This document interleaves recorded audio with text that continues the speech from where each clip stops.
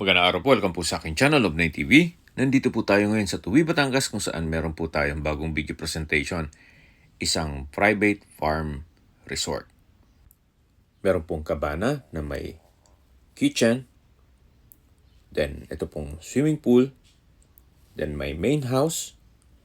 At meron pong guest house na may 4 rooms and toilet and bath. Meron din po itong rancho na meron pong 2 kabayo at horse stable.